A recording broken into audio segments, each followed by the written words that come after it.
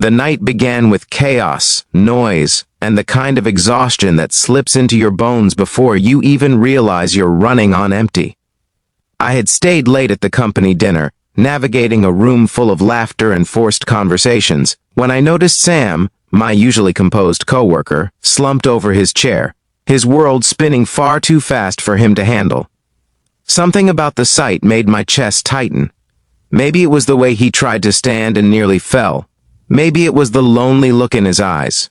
Or maybe it was the quiet whisper inside me that insisted I couldn't leave him like this.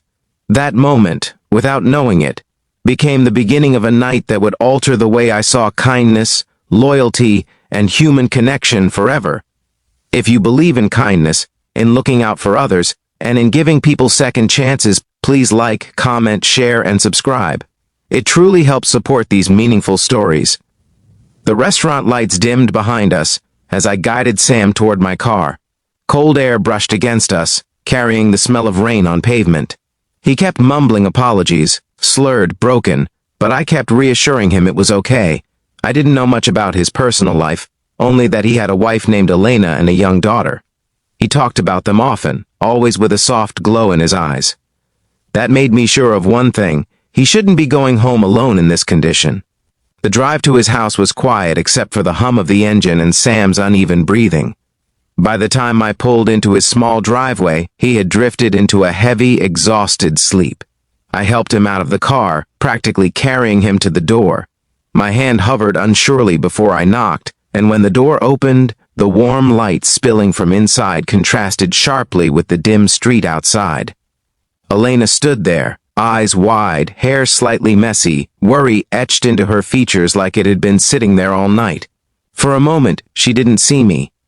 She only saw her husband slumped against my shoulder, a quiet gasp escaping her as she reached out to steady him. But when she finally looked at me, her expression softened into something I didn't expect. Gentle gratitude, mixed with something deeper, an exhaustion that had been pushed down for too long. I helped Sam inside, settled him onto the couch, and Elena draped a blanket over him with hands that trembled just a little. She stood there for a long moment, just watching him breathe. I could feel something heavy in the air, an unspoken story, a weight she'd been carrying alone. When she finally turned to me, the apology hit before the thank you. She explained how Sam had been drowning in stress for months, hiding it behind forced smiles and long hours. She said she'd tried to help him, tried to reach him, but it felt like the world had swallowed him whole. Tonight was his breaking point, though she hadn't known where he went, or with who, or if he was safe. She admitted she'd been terrified. Listening to her, I felt something shift inside me. I realized how often we overlook the silent battles people fight, the ones hidden behind polite greetings and everyday routines. Elena's voice shook as she spoke, but she didn't cry. Instead, she stood there like someone who had held herself together for far too long because she had no other choice.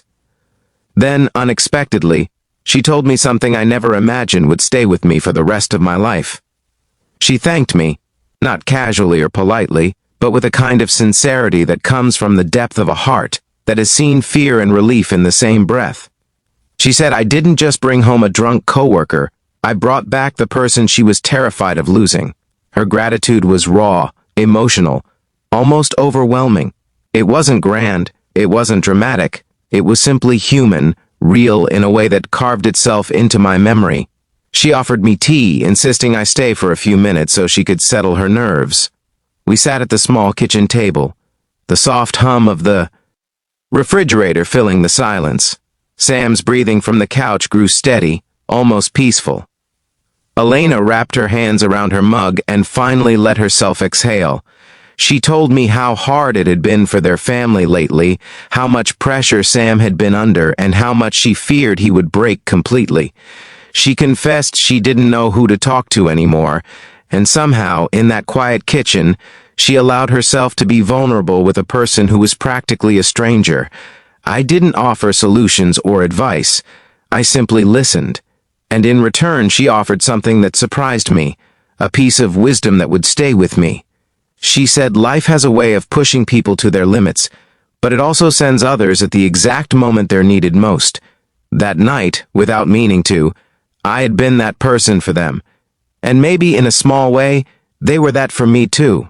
I'd been feeling invisible at work, drifting through each day without really connecting to anything or anyone. But sitting there, hearing Elena speak with such honesty, something inside me stirred.